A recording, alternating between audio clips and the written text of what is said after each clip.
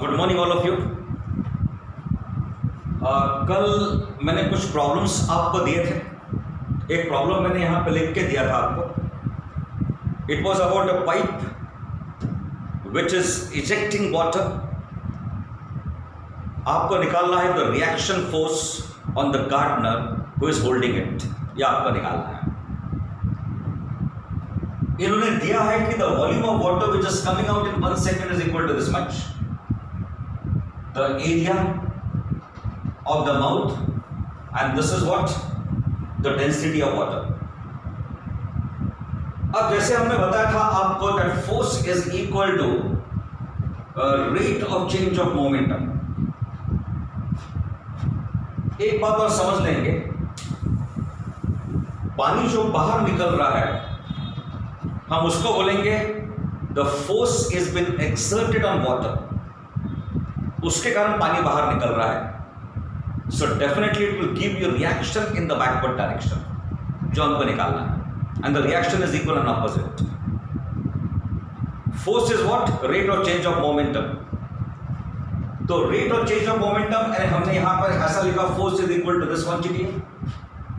तो मुझे यहां पर मिलेगा डायरेक्शन सेम रहने के कारण I can use this equation. उसी के साथ में this is equal to m into v।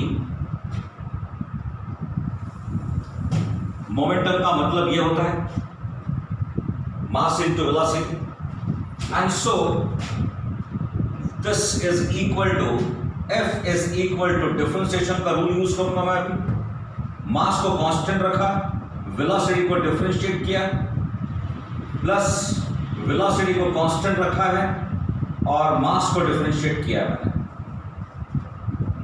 velocity is constant here, और velocity constant है तो we have this force is equal to, ये जीरो हो जाएगा, it is v dm by dt। we can leave this vector sign there। so पानी जो बाहर निकलेगा 1 सेकेंड में वो हमको निकालना है। the water which will come out in 1 second, उसको velocity से मल्टीप्लाई करेंगे तो आपको डेफिनेटली क्या मिल जाएगा? you'll get the force which is acting। so that is very clear। और यहां पर in fact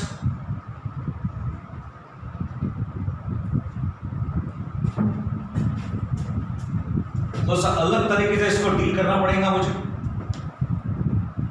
the amount of water which is coming out in 1 second, the volume of water which is coming out is given to me। so m is equal to mass of water coming out in 1 second, and this mass will be equal to what? Volume into density, and this is happening per second। 1 second में इतना पानी बाहर निकल रहा है, ये तो मिल गया मुझे। The amount of water which is coming out in 1 second. इसको वहां सब्स्टिट्यूट कर लेंगे, but now how to find the velocity of the water which is coming out. Velocity निकालने के लिए क्या करेंगे? जैसे मैंने कल आपको बताया था, पानी जो बाहर निकला है यहां से the velocity of the water is equal to v, capital V and small v। this is the mouth of the pipe।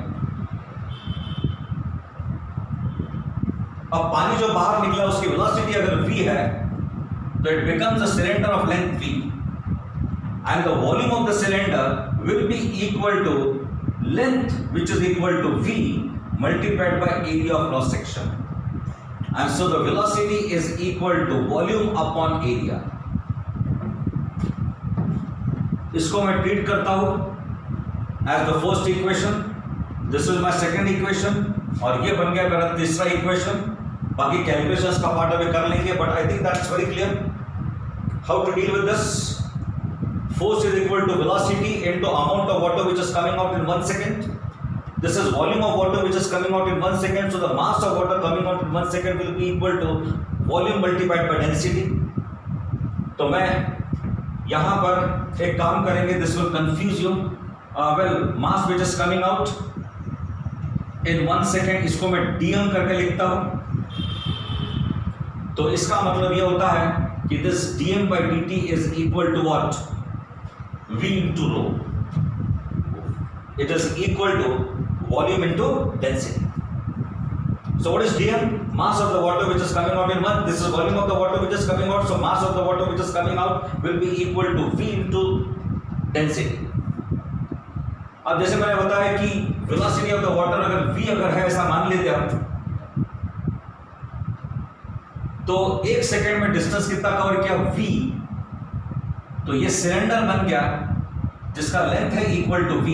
So the volume is equal to, volume of this is equal to what? It is equal to length which is equal to v multiplied by area of cross section. तो ये बन गया। अब इसे calculate करना है। So I have here f is equal to what? f is equal to velocity into dm by dt। Velocity के जगह पे मैं सब्स्टिट्यूट करूंगा volume upon area and this is equal to volume into density. अब एक बात ध्यान में रखेंगे, this a is equal to 2 multiplied by 1 centimetre का मतलब होता है 1 सेंटीमीटर का मतलब होता है 10 to the power -2 मीटर्स। जब आप क्यूब करेंगे तो मुझे मिलेगा a is equal to 4 into 10 to the power -6 metre cube. ये मिल गया। तो मुझे यहां पर मिलेगा अभी f is equal to volume which is coming out, it is equal to 4 into 10 to the power -4, area is equal to 2 into 10 to the power -6 into it is volume square, इसको स्क्वायर कर लेंगे हम, into 10 to the power 3 which is the density। तो आपको मुझे मिलेगा यहां पर in fact equal to 16 upon 2 into, और ये कितना रहेगा 10 to the power -8 और डिनोमिनेटर में -6 और ये है +3। This is what? -8 -6 और ये +3। सो इसको -2 +3 दैट इज इक्वल टू, तो आपका आंसर आने चाहिए 80 Newton should be the answer.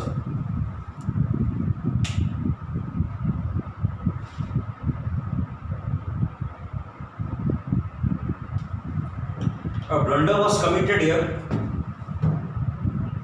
Area is equal to 2 centimetre square. आप यहां पे सेंटीमीटर क्यूब लिखा था और बाद में ध्यान दिया नहीं गया था। And 1 centimetre is 10 to the power -2, तो 10 to the power -4 आ जाएगा और -4 सब्स्टिट्यूट करने से अल्टीमेटली यहाँ पे 10 to the power -1 आएगा। So that is 0.8। I think the content is very clear. Besides the calculations part इतना प्रॉब्लमेटिक नहीं है, लेकिन बेसिक कंसेप्ट समझ में आने चाहिए कि पानी जब बाहर निकल रहा है there is change in momentum and this is reverted back। change in momentum per second का मतलब होता है force, and so it will exert a reaction force in the backward direction which is equal and opposite। तो हमने उसको calculate किया है, हमने in fact कैलकुलेट किया है the forward force which is equal to the backward force। I think the point is very clear। Now I am going to deal with this topic, conservative and non-conservative forces। से एक object आपने लिया है, उसको जमीन से उठाकर table पर रख दिया आपने उसको,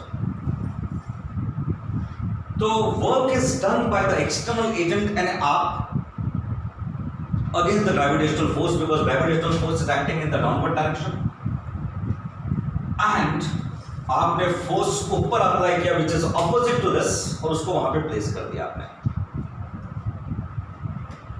Say this is the point on the table, this is point on the surface of the earth।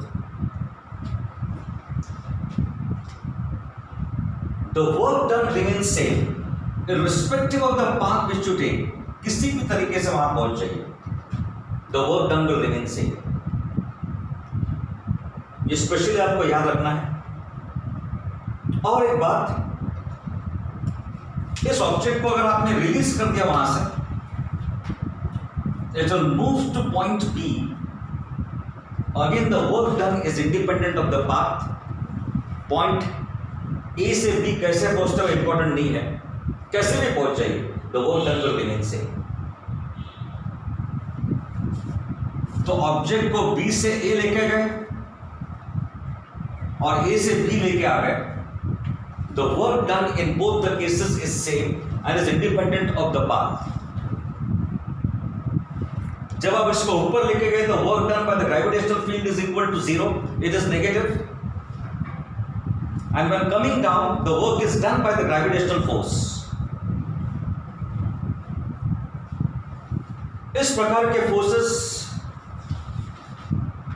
where the work done is independent of the path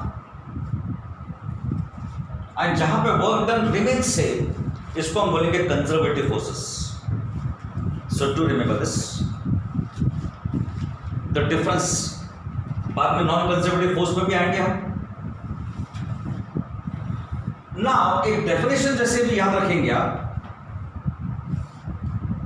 force applied is equal to F, displacement is dx, let us suppose, then the work done is given by this. Integration को बाद में लेंगे अपन, we don't consider this. Displacement dx हुआ है, force applied is f, तो f dot ds is the work done. Discussion इसके ऊपर कर लिया, and this we say is equal to minus of the potential difference. What is u? Potential energy, and this is a difference in potential energy. Minus sign का significance हम समझाएंगे आपको, कि अभी the change in potential is equal to minus F dot dx. That's very clear.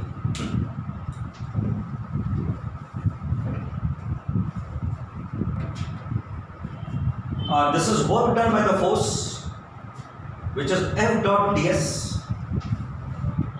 It is minus change of potential energy. So potential energy change is equal to half, it is equal to minus F dot ds. I'll explain what exactly this minus sign means. लेकिन एक बात ध्यान में रखेंगे, work done by the field or against the gravitational field, by the field or against the gravitational field, it is independent of the path. तो ऐसे force को हम क्या बोलेंगे? Conservative force. तो gravitational force is conservative force. अब एक बात ध्यान में रखेंगे, whenever there is change, in fact during the work done by conservative force, जो भी काम किया जाता है, the mechanical energy is conserved, in the sense kinetic energy plus potential energy always remains constant. To remember this, the kinetic energy and the potential energy, it remains constant when work is done by the conservative force. ये point आप याद रखेंगे। Coming to the significance of the negative sign there, अब जैसा एक particle को मैंने from the surface point A पर लेके चले गया, तो what will happen here? When you move the object from B to A, potential energy is increasing, this we know. It will mean that U2 minus U1 is positive, in the sense this is final potential energy, ये है initial potential energy, and since final is greater than initial, difference has to be positive. ये gravitational force है, gravitational force act कर रहा है नीचे के तरफ, and the displacement is in this direction.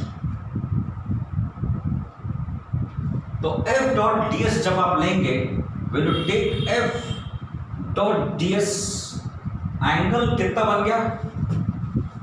180 degrees and cosine of 180 degrees is equal to -1 because f dot ds is equal to f ds cosine of 180 and cosine of 180 is equal to -1, इसलिए minus sign आपको मिल जाएगा। तो precisely क्या हो रहा है यहां पर, the change in potential energy, minus sign पहले से देखे रखिए। जब पार्टिकल को आप ऊपर की तरफ लेके जा रहे हो तो व्हाट हैज हैपेंड, साइन कितने, कोसाइन कितना आ गया 180 डिग्रीज आ गया, कोसाइन कितना आ गया 180 degrees and cosine of 180 is equal to minus, so minus and minus will become plus, तो अल्टीमेटली ये प्लस में कन्वर्ट होता है। So final minus initial remains to be positive. इसका मतलब क्या होता है, final potential energy is greater than initial potential energy. इसको और एक काम करेंगे, से मैं पार्टिकल को लेके आ रहा हूं from A to B, let us suppose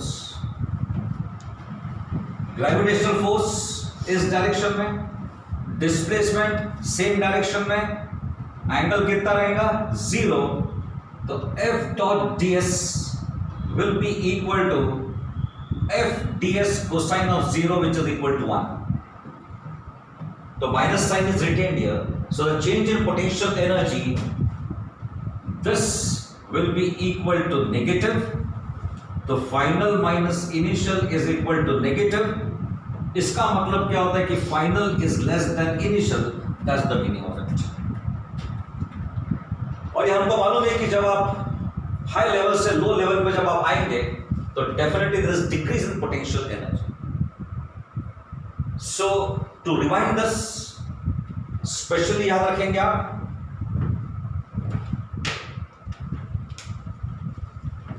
जब आप एक ऑब्जेक्ट को पॉइंट बी से पॉइंट ए लेके जाते हैं, कैसे भी लेके जाइए, it is independent of the path.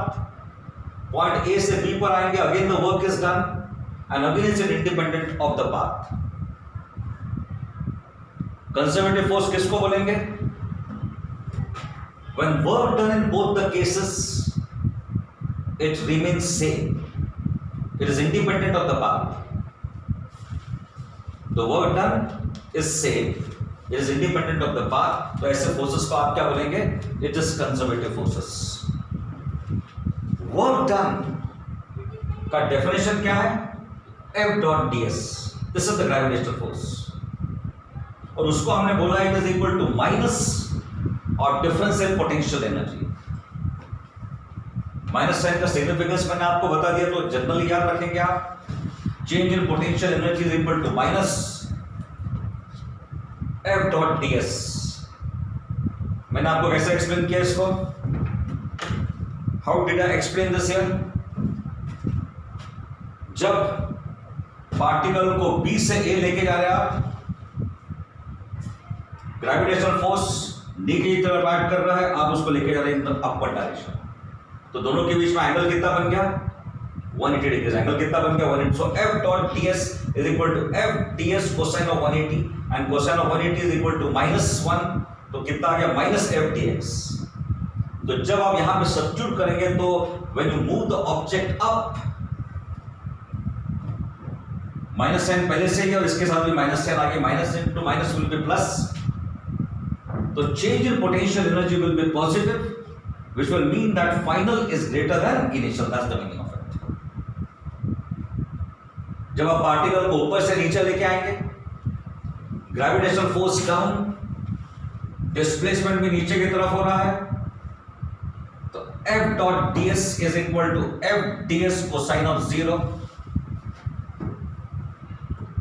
Then coming to this definition, minus sign is retained, so it will mean that change in potential energy is negative, and change in potential energy negative का मतलब क्या होता है, ये negative है, इसका मतलब क्या होता है कि final is less than initial, that's the meaning of it।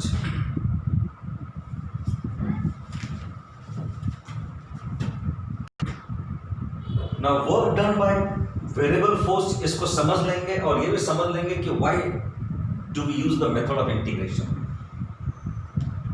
well, अभी जो मैंने कंजर्वेटिव फोर्स के बारे में डिस्कशन किया था, इतना याद रखो, change in potential energy is minus F dot S, it is minus of work done by the conservative force.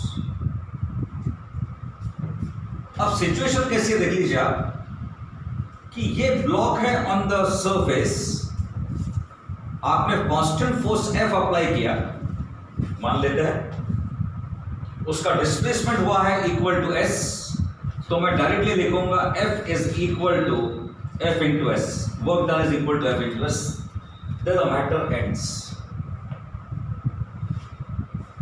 लेकिन एक सिचुएशन कंसीडर कीजिए जहां पर फोर्स बार बार बदलते जा रहा है। अब फोर्स अगर बार बार बदलता है तो आप क्या करने वाले ऐसे पर्टिकुलर सिचुएशन में? In the sense, in this type of situation इन्हें कैसा है, एक पर्टिकुलर मोमेंट पे फोर्स है equal to 0.1, then it has become equal to 0.2, then it has become equal to 0.3, ऐसा बदलते जा रहा है। यहां पे डिस्प्लेसमेंट हुआ है से this is the force in newton, और यहां पे डिस्प्लेसमेंट हुआ है 0.01 सेंटीमीटर, ऐसा मान लेते हैं। यहां पे डिस्प्लेसमेंट हुआ है 0.01 सेंटीमीटर। तो टोटल वर्क डन निकालने का तरीका क्या रहेगा, हर छोटे इंटरवल में आप वर्क डन निकाल लेंगे। यहाँ वर्क डन क्या रहेगा, 0.1 इंटू 0.01, यहाँ पे रहेगा 0.2 इंटू 0.01, और इस सभी वर्क डन को हम ऐड कर लेंगे टू गेट द रिजल्ट। ये तरीका रहने वाला है। कांस्टेंट फोर्स अगर रहेगा तो कोई दिक्कत ही नहीं है, work done is equal to F into S, then the matter ends, complete हो गई बात। लेकिन फोर्स अगर बार बार बदलता है तो हर छोटे इंटरवल में आपको वर्क डन निकालना पड़ेगा, और सभी वर्क डन को बाद में हम ऐड कर लेंगे to get the total work done. अब प्रॉब्लम ऐसा भी है कि वेल इलेक्ट्रोस्टैटिक्स में फॉर्मूला डिराइव कर सकते हैं, लेकिन अप्रोप्रिएट अभी नहीं रहेगा। लेकिन लेट अस से जैसे भी किताब में सिचुएशन दे के रखी है, the graph is plotted between force and I think it is displacement, and precisely what is happening here, force आपका ऐसा जा रहा है, फोर्स किसी भी जगह पे कांस्टेंट नहीं, it goes on changing.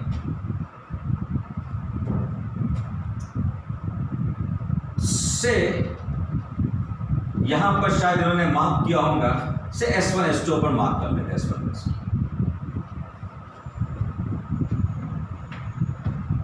Now how to get this work done? So graphical method के हिसाब से अगर आपको सोचना है तो हम क्या करेंगे, जैसे मैंने इंटीग्रेशन में मेथड एक्सप्लेन किया था आपको, एक स्ट्रिप मैंने यहां पे कंसीडर किया है। I consider the strip here. Height is equal to force, definitely. Thickness of the strip is very small. तो वर्क डन यहां पे कितना रहेगा, F into ds.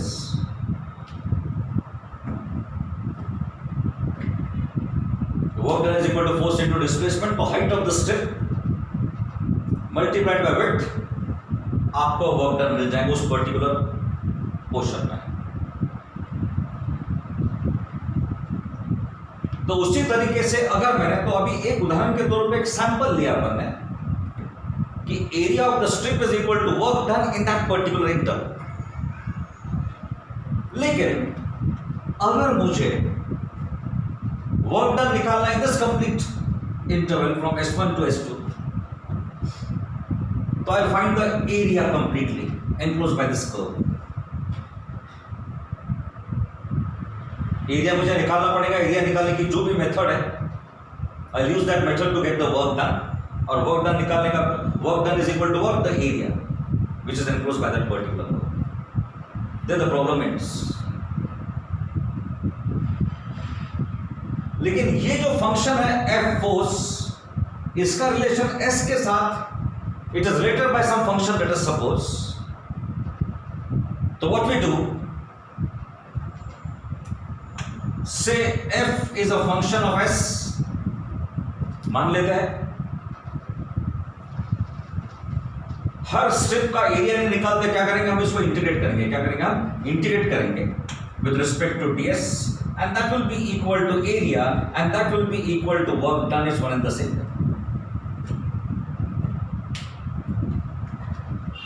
तो काम की बात इतनी याद रखेंगे आप, इंटीग्रेशन क्यों करते हैं? To find the area. एक स्ट्रिप का एरिया निकाला, इस प्रकार से सभी स्ट्रिप्स का एरिया निकाल के ऐड करेंगे। इसका मतलब यह होता है कि उसको इंटीग्रेट करना। इंटीग्रेशन में अल्टीमेटली व्हाट समेशन। अगर ये जो कर्व है इसको आप रिलेट कर सके बाय फंक्शन विद s, तो you can integrate that. Function नहीं बनता तो एरिया निकाल लीजिए। If you don't know the function, find the area that will give the work done. If this is related with s by some function, then integrate that. बस ये दो rules याद रखें। Find the area, it will give the work done, या f और s का कोई relation दिया है तो आप उसको इंटीग्रेट करेंगे। लिमिट्स ऑफ इंटीग्रेशन क्या रहेगा? It will be from s1 to s2, that will. बहुत सारे प्रॉब्लम जब सॉल्व करते तो सिर्फ ये काम की चीजें सिर्फ याद रखेंगे आप। मैंने यहां पर एक्सप्लेन ये किया आपको कि exactly what do you mean by the area of the strip and how come the area here gives you what? The total work done. तो अगर आपको कर्व दिया है और बोला है कि एरिया निकाल, find the work done, get the area, it will be the work done. या कोई फंक्शन दिया है ऑफ f, तो आप क्या करेंगे? उसको इंटीग्रेट करेंगे ultimately to get the work done. दोनों तरीके से कर सकते हैं। ये दो काम के फॉर्मूलेज हैं। Work done in the small interval is equal to what? F dot ds, ये कंजर्वेटिव फोर्स है। F dot ds minus sign के साथ, that is equal to change in potential energy. Work done is equal to what? The area that is equal to work done, or also we can get the work done by integrating if the function is given to you.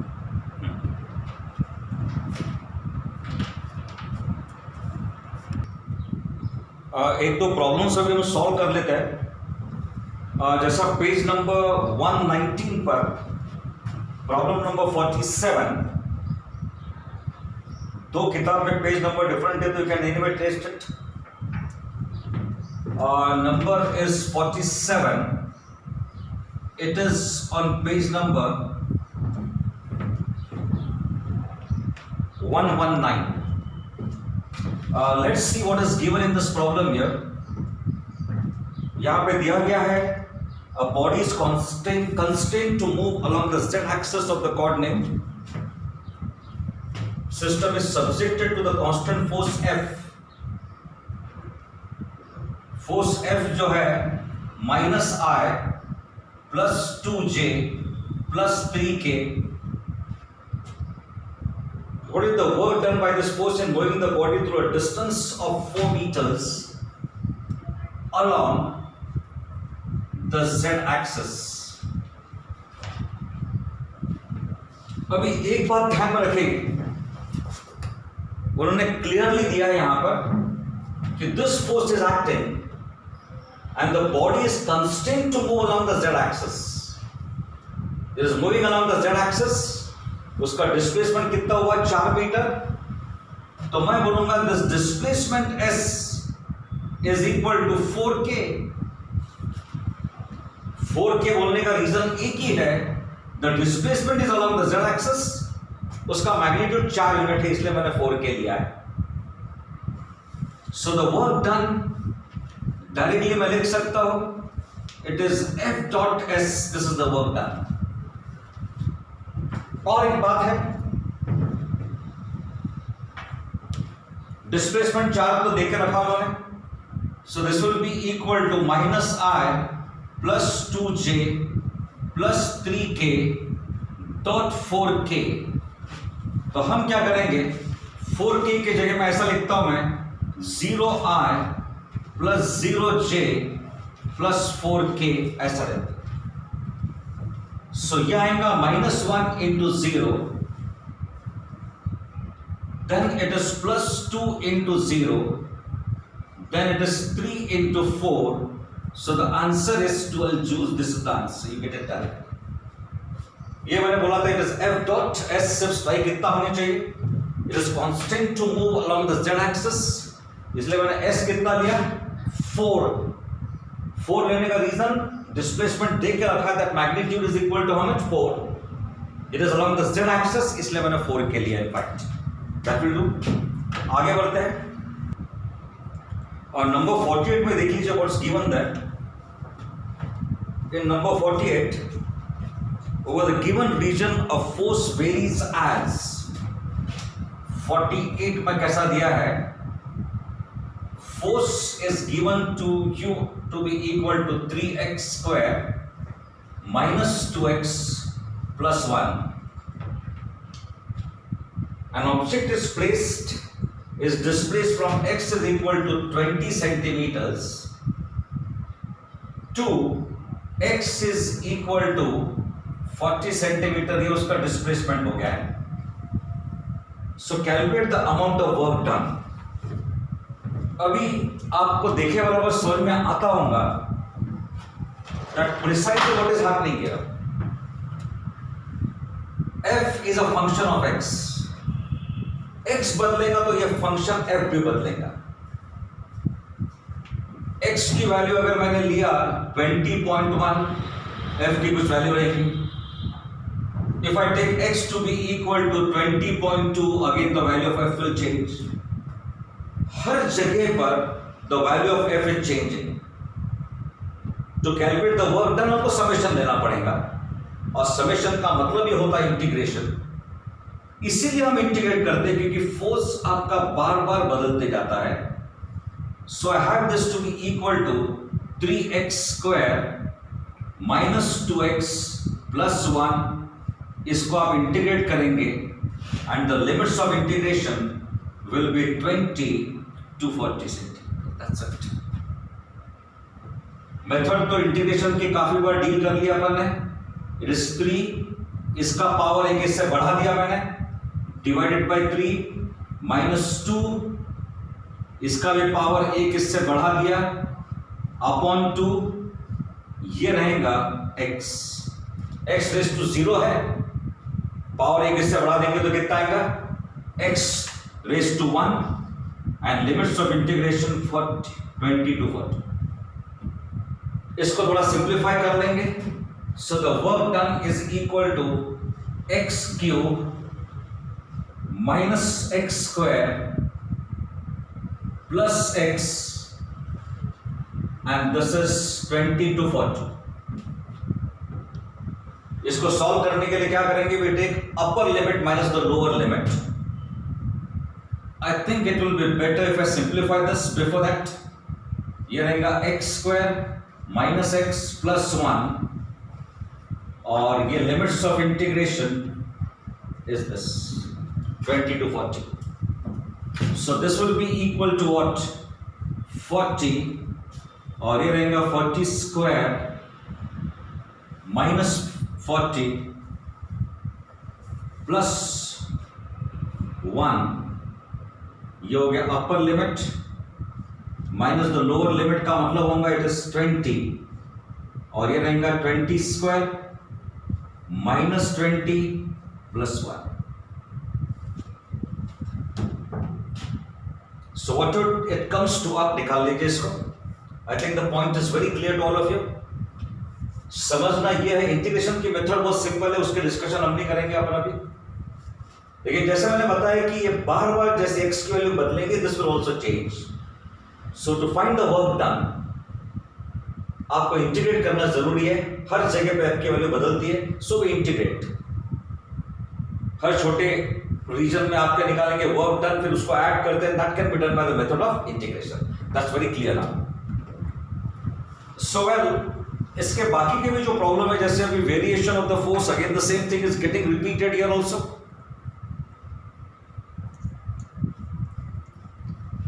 एक problem यहां पर ऐसा हो गया है, in fact ये centimetres में, तो it has to be converted into metres. Please do make that changes because बाकी के सब SI में दिया हुआ है, तो यहां पर मैं लिखूंगा 0.4, दिस इज 0.2, तो जहां पर 40 है you replace 40 by 0.4 and you replace 30 by 0.3. इसके 2-3 स्पेसिफिक बहुत इंपॉर्टेंट प्रॉब्लम्स हैं जो मुझे डील करूंगा मैं, कल इसके बारे में डिस्कशन कर लूंगा मैं, but not now, but in the meanwhile you can just revise and go through it. पहले एक इंपॉर्टेंट फॉर्मूला मैं डिराइव करूंगा, वर्क एनर्जी थ्योरम, उसके बाद में सब प्रॉब्लम्स से डील करेंगे. और जैसे मैंने लास्ट टाइम भी पॉइंट आउट किया था, do concentrate more on the concepts and problems की तरफ ज्यादा ध्यान दीजिए आप. जैसे मैंने यहाँ पे स्पेसिफिकली आपको एक्सप्लेन किया कि व्हाई डू वी इंटीग्रेट, या आपको समझ में आनी चाहिए कि इंटीग्रेशन की जरूरत क्यों पड़ गई, तो that you should know. So well, tomorrow we shall continue. Thank you.